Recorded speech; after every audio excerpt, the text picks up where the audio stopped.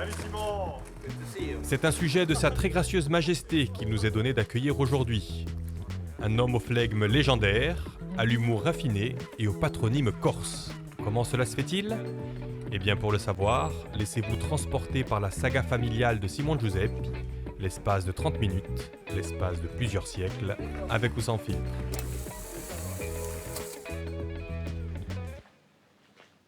Et c'est par ici que ça se passe. Bienvenue dans votre vie, Simon. Wow, there's my dad. Voilà mon père. Et votre mère. Et ma mère. Eh oui. Et ma mère. Oui, oui. Une journée importante pour tous les deux. Hein. On est où là, Simon? On est à Felixstowe. Felixstowe. C'est un petit port, la côte est de l'Angleterre, à l'est de Londres, face à la Hollande. Voilà. Et on est en 1938. On est juste avant la guerre. Eric qui épouse Joyce. Lui, c'est un Giuseppe, hein, bien Lui, sûr. c'est un Giuseppe et elle, c'est un Walker. Walker.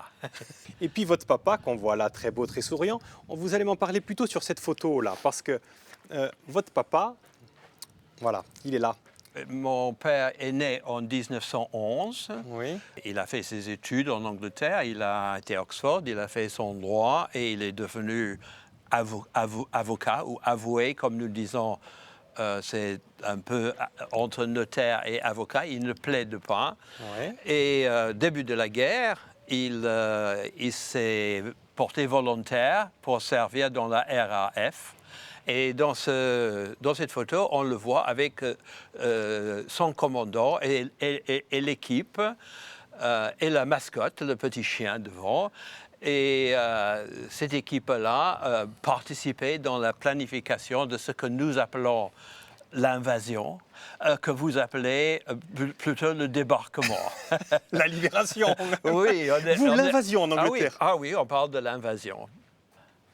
Et pendant la guerre, il y a ça qui se passe. Ben oui, là... Vous naissez là, je ne me reconnais pas. Moi non plus. Aujourd'hui, j'ai peut-être un petit peu plus de cheveux, mais pas beaucoup. Premier enfant de mes parents, c'est donc une fille, Sarah. Elle est née en 1939, moi en 41. En septembre 41. Et vous allez grandir plutôt ici. Venez avec moi. Et on va vous retrouver. Et c'est là que c'est intéressant, parce que grâce à cette maison, vous allez pouvoir mieux manger que le reste de la population, non, Simon?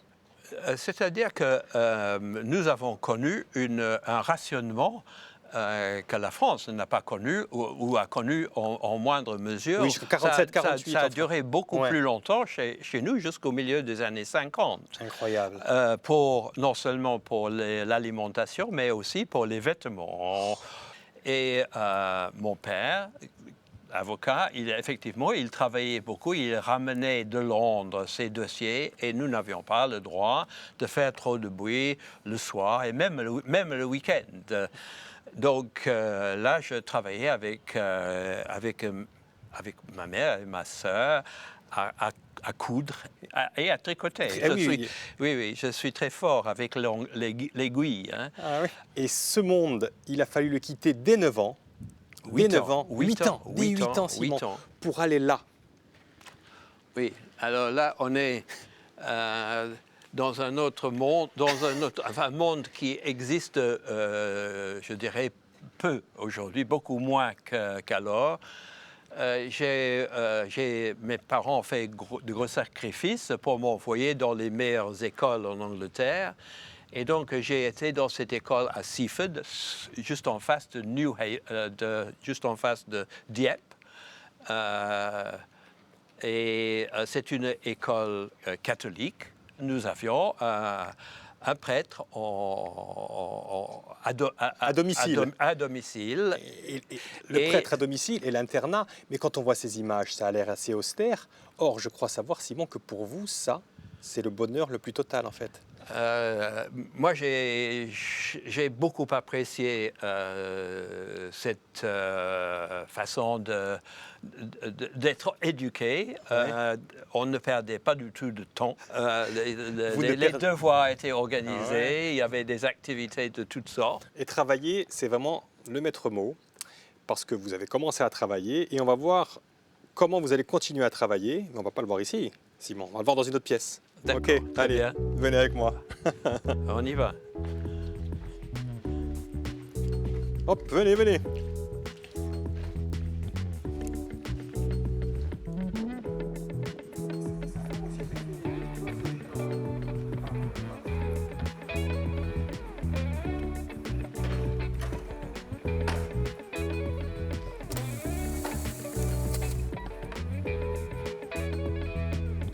Installez-vous, Simon.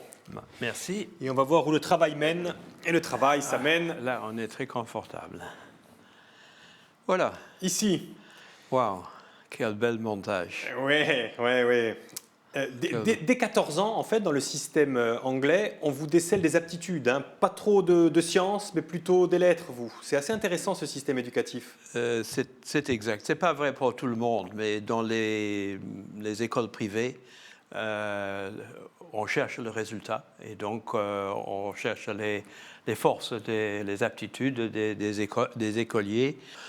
Et donc, dans mon cas, à l'âge de 14 ans ou 15 ans, je ne faisais plus que du français, de l'espagnol, un peu d'histoire, un peu de maths, du latin. Et vous allez tout naturellement, j'ai envie de dire, vous retrouver à Oxford. Pourquoi? Vous voulez faire comme papa? Peut-être que dans l'idée de mon père, je devais le suivre. Moi, je laissais faire. Mais le droit finalement, c'est pas trop ça, le droit, finalement. Vous vous rendez compte qu'il n'y a pas cette passion. Et on va vous retrouver, contre toute attente, alors j'ai fait un saut dans le temps, mais ici, dans une entreprise, dans une multinationale de papier, en fait. Puisque je possédais des langues, j'ai décidé que je me consacrais à une carrière dans le commerce international. Et j'ai trouvé mon bonheur dans une société qui s'appelait au début Wiggins Teep.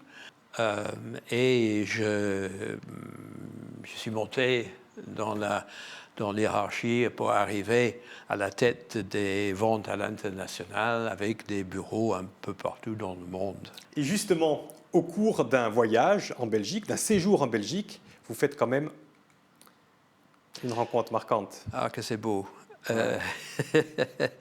Oui, en fait, j'ai rencontré mon épouse belge, non pas en Belgique, mais au Maroc, au Club Med, pendant une excursion. Vraie histoire d'amour, tous les deux. Vous allez bouger, vous allez notamment venir vivre en France. C'est là où vos filles vont naître. Vos filles vont naître en France. Oui, c'est vrai.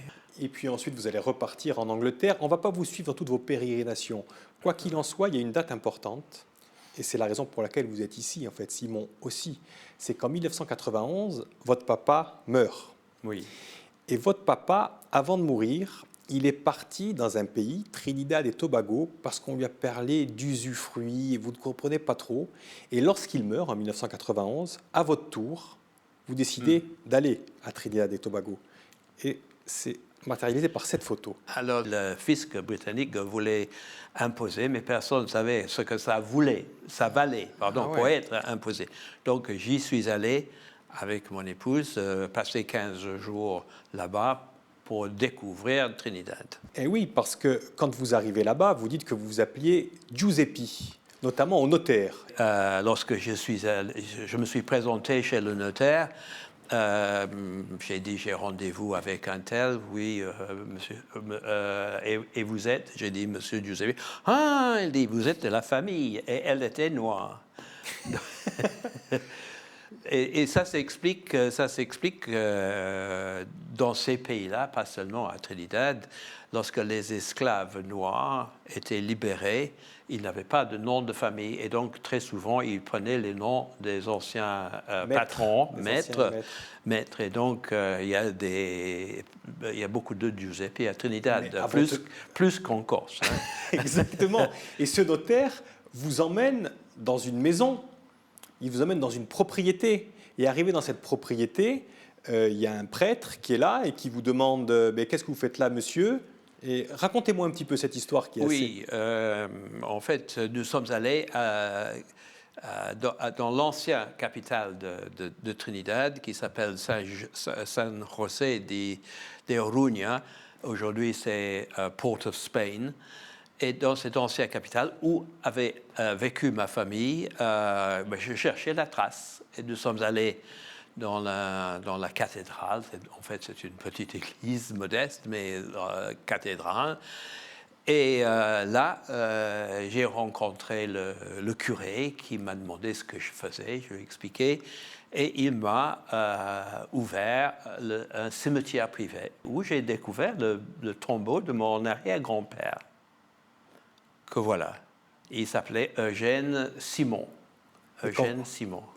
Vous attendiez pas à trouver ça quand vous êtes arrivé à Trinidad et Tobago? Je ne m'attendais pas du tout à... Et j'ai trouvé en même temps d'autres tombeaux, des enfants qu'il a eus et qui sont morts en bas âge. J'ignorais l'existence de ses arrière-grands-oncles. C'est-à-dire que vous avez grandi, votre papa vous avait expliqué que la famille était originaire de Trinidad et Tobago, mais là, il y a vraiment la réalité qui vous saute aux yeux. Absolument, absolument. Et ça a éveillé en moi un intérêt pour ma famille.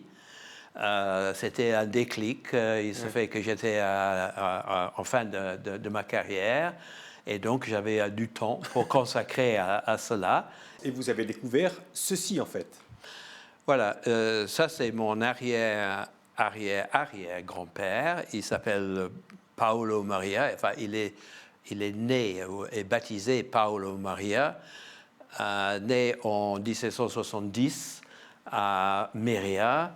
Il est parti avec un frère aîné à Trinidad en 1791. Et là-bas, en fait, il va faire fortune, tout simplement. Là, au départ, il n'avait pas de moyens. On voit sur le document à côté qu'il travaillait sur un bateau. Il faisait du cabotage, sans doute, avec un cousin qui était de Louris, qui était capitaine de vaisseau. Donc lui, il est parti à 20 ans sans rien, pratiquement sans rien. Et malin, il a rencontré, courtisé et épousé la fille unique du numéro 2 de l'administration espagnole dans l'île. Elle s'appelait Maria Trinidad de Los Angeles Mayan. Et oui, donc il fait un mariage heureux. Et ils vont avoir beaucoup d'enfants d'ailleurs. Hein. Ils vont avoir quelques enfants, dont lui. Alors ça, c'est son fils aîné, Paolo Andrea, ou Paul André, ou même Paul Andrew. Chose importante, c'est que Trinidad et Tobago était anglais à l'époque, après. Hein. Lorsque Paolo Maria est arrivé, l'île était espagnole. Seulement 6 ans après son arrivée, une flotte britannique s'est pointée devant Port of Spain et la petite garnison espagnole a capitulé et Trinidad est devenu britannique. Donc lui il est devenu Paul et a été pendant un peu de temps Pablo. Citoyen anglais, bien sûr, lui. Oui. Son enfant, votre arrière-grand-père, Eugène Simon, citoyen anglais, bien sûr, oui. Aussi. Il aura 2 enfants, lui, Paul et André. Oui. Et Paul, lui, décidera de quitter Trinidad et Tobago pour aller en Angleterre s'installer. Et c'est là qu'on le retrouve avec son fils, Eric. Ça, c'est votre grand-père. Voilà, mon grand-père, Paul, né à Trinidad en 1881, à l'âge de 20 ans, est parti à Londres faire ses études de médecine. Il n'y avait pas de faculté de médecine à Trinidad. Donc, il est parti en Angleterre. Où va naître votre papa en 1911, comme vous nous l'avez dit tout à l'heure. La boucle pourrait être bouclée, mais non, non, non, pas du tout. Parce que là, on est simplement aux prémices de la famille et surtout de l'origine corse de la famille. Et on va en parler plus dans le détail, pas dans cette pièce-là, mais dans une autre pièce, parce que vous avez commencé les recherches et vous allez en trouver encore beaucoup, beaucoup, beaucoup de choses. Allez, Très venez bien. avec moi. Je vous suis, je te suis.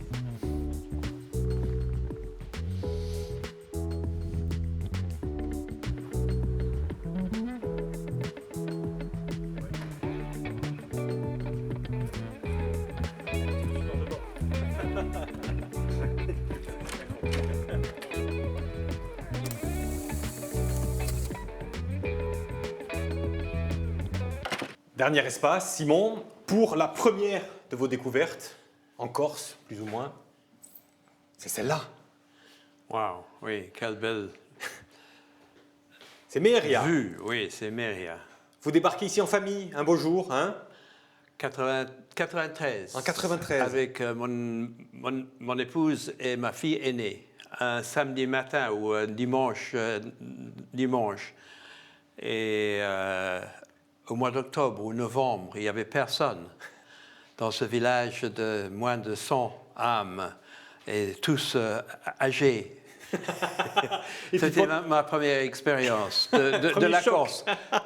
Et pendant que votre femme et votre fille veuillent se balader, vous engouffrez à la mairie. D'abord, je regarde les tombeaux. Ah oui. Je vois mon nom en grand. Et puis, je regarde le monument aux morts.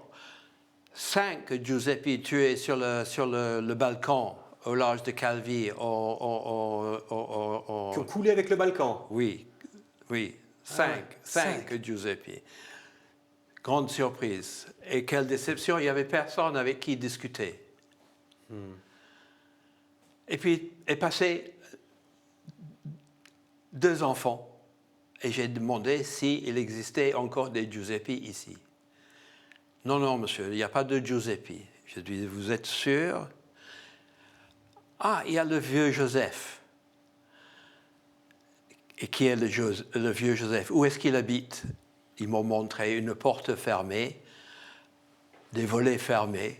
Je suis allé quand même frapper. Ma femme dit, tu ne peux pas faire ça. C'est dimanche après-midi, tout le monde dort.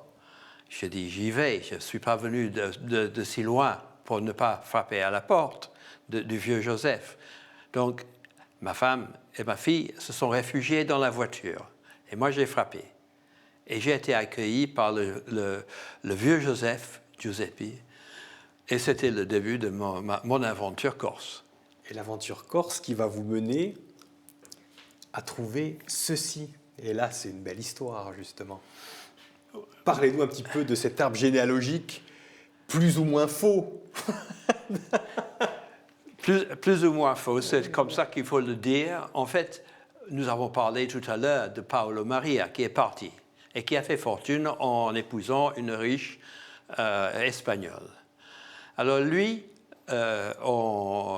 lorsqu'il a vu Napoléon, autre Corse, je pense, vaincu à Waterloo et la restauration de la monarchie, il était convaincu que l'ancien régime, avec ses privilèges, reviendrait et donc qu'il pourrait, avec sa fortune, acheter un titre de noblesse.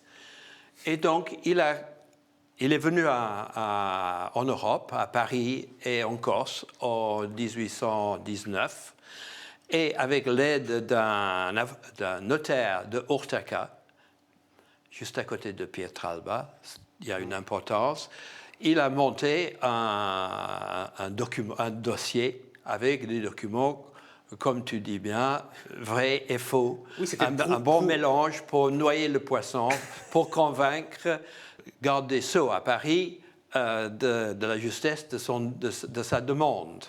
Il raconte que sa famille est originaire de Rome, d'un pape qui a été pape en 701 à 708, que le fils de ce pape a dû fuir les Lombards et il a débarqué Pietralba. en Corse, dans la vallée de l'Ostricone, à Pietralba. Ah, Voilà. d'accord. Parce qu'en fait, il relie artificiellement les Giuseppi de Pietralba Ouais. et les Giuseppi de Meri, hein, pour faire... Parce que les Giuseppi de Pietralba pouvaient s'enorgueillir de personnes qui s'étaient distinguées, Et voilà. qui avaient été nobles 12. Je sais que Exactement, ce n'est pas noble, mais ça sonnait bien. Mais ça ne va pas marcher.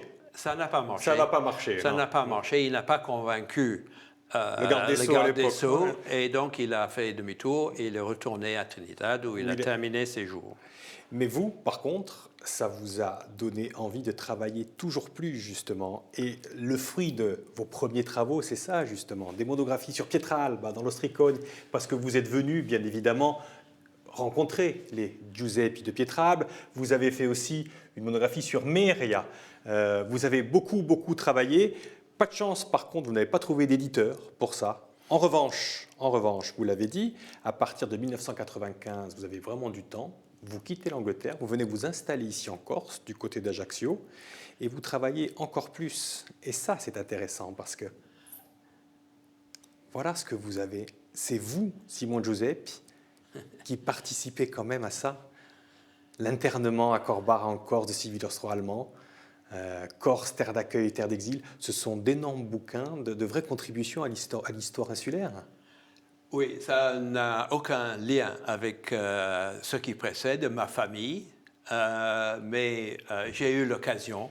L'occasion m'a été offerte, en fait, par mon ancienne carrière, ma carrière, d'avoir des illustrations pour un livre. Donc, j'ai fait des recherches autour de cet épisode de l'histoire de la Corse et du monde. C'est la Première Guerre mondiale et le phénomène de la détention pendant la durée de la guerre des civils qui se trouvaient sur le sol et qui est... Le sol national et qu'on a enfermé ici en Corse. C'est un super livre. Ça aussi, hein, c'est 2 super livres. Mais là, effectivement, comme vous l'avez dit, comme vous êtes en Corse, vous vous êtes un petit peu éloigné de votre famille. Et nous, ce qui nous intéresse ici, malgré le fait que ce soit 2 super livres, c'est votre famille. Est-ce que vous auriez pu dire, et venez avec moi, ce qu'il y a encore à dire sur les Corses là-bas de Trinidad et Tobago, il y aurait ça aussi. Qui c'est lui ? Alors, ça c'est le grand-père de ma grand-mère paternelle. Lui, il est né à Bastia en 1838 ou 39. Il a réussi dans ses affaires à Trinidad. Il a fait une immense fortune qui est matérialisée ici par une de ses propriétés. Fortune immense. Et aujourd'hui, c'est quoi ça ? C'est la résidence officielle du Premier ministre de Trinidad et Tobago. Rien que ça. Et puis toutes ces histoires, eh bien, ça serait peut-être temps de les mettre dans un livre. Vous avez commencé justement, hein, Présence des Corses à Trinidad, Appel à témoins. Vous aviez commencé un livre sur ces Corses à Trinidad. Il en est où ce livre Alors, il existe déjà un livre qui est ici. Mais ça, c'est en anglais. Vous n'allez pas faire... C'est en anglais. Alors, j'ai demandé à l'auteur, ce prêtre, Anthony de Verteuil, l'autorisation, non pas de le traduire, mais de l'adapter. Et donc Alors, ce livre existe dans mes cartons. Il n'est pas tout à fait prêt à la publication. Je devais partir à Trinidad pour mettre les derniers points sur les i en 2020, et il y a eu le Covid. J'ai dû annuler mon voyage. Ce n'est que partie remise, Simon. Je n'en sais rien. Je n'en sais rien. Ah là là. Je sais d'expérience qu'écrire des livres, c'est une chose. Après, il faut les publier et il faut faire la promotion. Et donc, un projet comme ça je ne sais pas si je serai encore en vie pour le mener à bien. Pour le mener à bien. Voilà. Donc, c'est possible. J'ai eu une réaction à cette demande, appel à témoins. Et, vous êtes encore jeune, vous avez quel âge? 81 ans? C'est ça? C'est ça. On va passer au dernier écran. Et j'ai mis cette image-là. Elle matérialise quoi, cette image? Deux choses. La première, c'est votre maison que vous avez construite sur les hauteurs d'Ajaccio, où vous vivez encore actuellement. Hein. Vous êtes entre Paris, où vous êtes avec votre nouvelle compagne, et Ajaccio, où vous avez votre résidence. Et ça, c'est vos petits-enfants. C'est deux de mes petits-enfants. C'est deux de vos petits-enfants. Oui. Problème, c'est que vous n'avez eu que des filles. Donc, vos petits-enfants ne s'appellent pas Giuseppe. Exact. Et donc, ce sera la dernière photo, la dernière question. Ces armoiries, là, qu'est-ce qu'elles vont devenir?